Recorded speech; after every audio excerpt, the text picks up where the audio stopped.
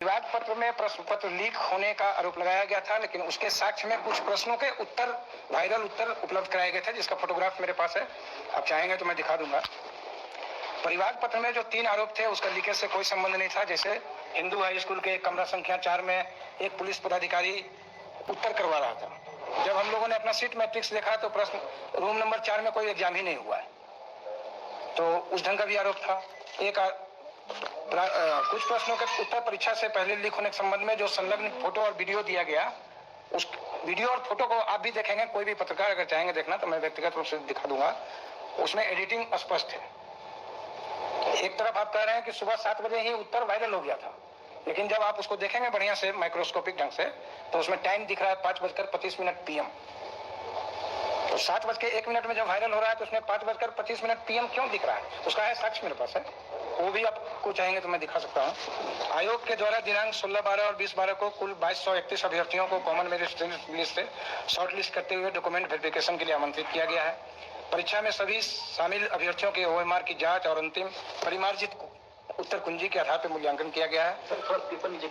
इस दौरान जो है विषय कोड में कुछ त्रुटि हो गया था, जिसको हम लोग ऑलरेडी वेबसाइट में पब्लिश भी कर दिए थे। बहुत लोगों ने सुधार कर लिया था, लेकिन कुछ बच्चे सुधार नहीं कर पाए थे, तो उससे उनके रिजल्ट पे कोई असर नहीं पड़ता है, क्योंकि हम लोगों ने निराकरण कर लिया उसका। किसी भी परीक्षा और मूल्यांकन के उपरांत तो जो है केंद्रवार जिलावार परिणाम का विश्लेषण किया गया। किसी भी परीक्षा केंद्र में विसंगति नहीं पाई गई है।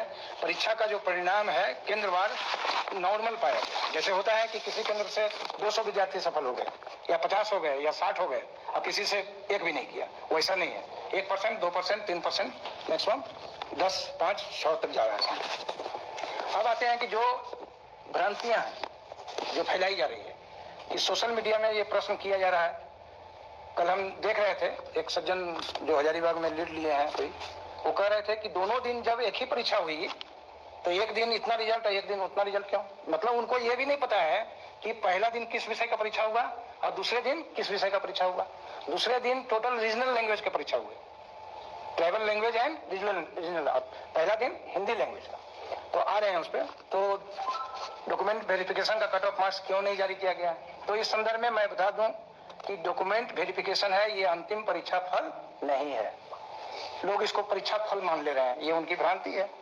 ये फर्स्ट डीवी है जो कि 20 तारीख तक है, इसलिए कट ऑफ मार्क्स जारी नहीं किया गया। क्यों? क्योंकि कट ऑफ मार्क्स जारी तब होता है जब अंतिम परीक्षा फल प्रकाशित कर दिया जाता है, और अभी इस डीवी में कितने बच्चे आएंगे कितने नहीं आएंगे ये किसी को पता नहीं है ना। दूसरा ये अफवाह फैला जा रहा है कि झारखंड राज्य के बाहर के अभ्यर्थियों को बड़ी संख्या में सफल कर दिया गया है, जो कि कैसे पता चला कि बाहर के विद्यार्थी हैं? हम तो सिर्फ रोल नंबर जारी किए हैं।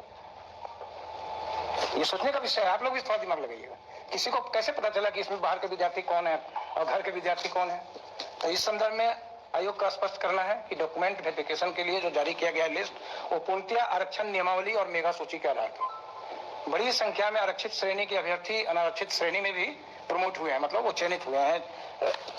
और उसमें आप जब देखेंगे, जब हम लोगों ने एनालिसिस भी किया है इसका, तो उसमें अनुसूचित जनजाति के लगभग 30%, अनुसूचित जाति के लगभग 12%, अत्यंत पिछड़ा वर्ग अनुसूचित 1 के लगभग 22% और पिछड़ा वर्ग 2 के लगभग 19%। इस तरह से लगभग 83% जो है आप कह सकते हैं कि लोग सफल हुए हैं। अब इसी से आप अंदाज लगा लीजिए कि जो लोग भ्रम फैला रहे हैं समाज में या विद्यार्थियों के बीच में, वो किस आधार पर भ्रम फैला रहे हैं।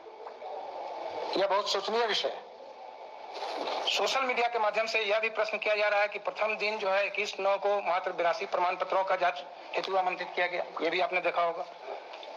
तो इस संदर्भ में मैंने पहले भी बताया कि पहला दिन हिंदी भाषा का परीक्षा था और दूसरा दिन जनजातीय और रीजनल लैंग्वेज के भाषा परीक्षा थे, और जनजातीय और रीजनल लैंग्वेज के बच्चे ज्यादा सफल हुए हैं, ज्यादा सफल हुआ है मेरिट के आधार पर।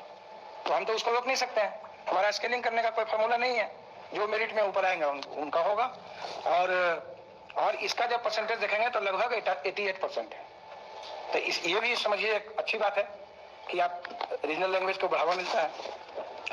प्रमाण पत्र की जांच के लिए कुल 2231 उम्मीदवार आमंत्रित किए गए हैं, जिसमें 2145 लगभग 96% झारखंड राज्य के निवासी हैं। 2235 उम्मीदवार आमंत्रित किए गए हैं, जिसमें लगभग 2145 झारखंड राज्य के निवासी हैं। एड्रेस डेटा कह रहा है, ठीक है।